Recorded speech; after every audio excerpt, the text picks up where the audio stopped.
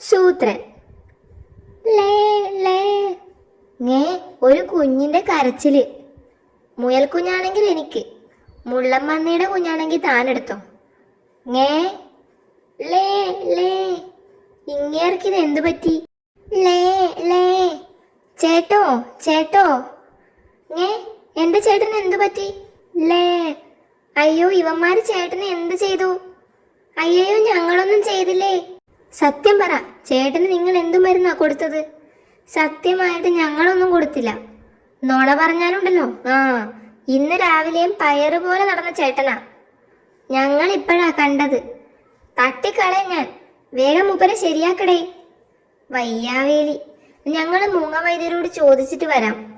നിങ്ങളെ ഒറ്റയ്ക്ക് വിടാൻ പറ്റൂല. മോനെ നീയും കൂടെ പോ. സംഗതി മാനസികമാ.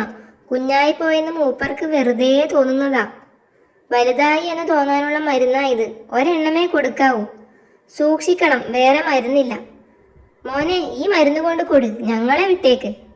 ഹാവൂ ഓരോ പൊല്ലാപ്പ്. സൂത്ര ദാ അങ്ങേര് പിന്നെയും വരുന്നു. ഇനി എന്താ പ്രശ്നം? വാ, പ്രശ്നം ഞാൻ കാണിച്ചു തരാം. മരുന്ന് മുഴുവൻ പയ്യൻ തിന്നു വലുതാവാൻ വേണ്ടി. ഈ കിളവന് പുല്ലൊന്ന് ചതച്ചു തായോ, പല്ലൊക്കെ പോയേ. ലേ ലേ ഇച്ചിരി വഴി തന്നാൽ ഈയുള്ളവനെ ഇറങ്ങാമായിരുന്നു. അതാരാ പറഞ്ഞത്? അടിയൻ. ഇത് ഈയുള്ളവന്റെ വീടാണേ. സൂത്ര, ഇവൻ എന്തുള്ളവനാണെന്നാ പറഞ്ഞത്? ഈയോ? ഒരു കാട്ടുപൂച്ചയ്ക്ക് ഇത്രയും മുടിയോ? ഈയുള്ളവന്റെ പണി അതല്ലേ? മുടി നട്ട് വളർത്തലാണോ പണി? പല സ്റ്റൈലിൽ മുടി ചെയ്യി കൊടുക്കും, കെട്ടിയും കൊടുക്കും. കൂലി തല ഒന്നിനൊരു എലി. അത് ശരി, എന്താ പേര്? ഈ പുണ്ണി. സൂത്ര, ഇപ്പൊ പിടികിട്ടി. എന്തു പിടികിട്ടി? ഈയുള്ളവൻ എന്ന് പറഞ്ഞതിന്റെ കാര്യം പിടികിട്ടി. പേരിനകത്ത് ഈ ഉണ്ടെന്നല്ലേ? അപ്പോ ഞാൻ ഷേ ഉള്ളവൻ എന്ന് പറയണം അല്ലേ സൂത്ര? മുടി പലതരത്തിൽ കെട്ടാൻ അടിയം മിടുക്കനാ. ഉദാഹരണത്തിന് ദേ ഈ സ്റ്റൈൽ എങ്ങനെയുണ്ട്?